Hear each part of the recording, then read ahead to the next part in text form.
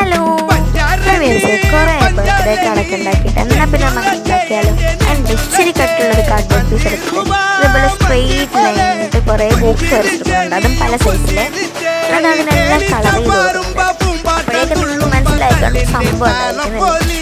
ഇങ്ങനെല്ലാം ഇതേപോലെ പല കളറിലും പല ഡിസൈനിലും കളർ ചെയ്യുന്നുണ്ട്.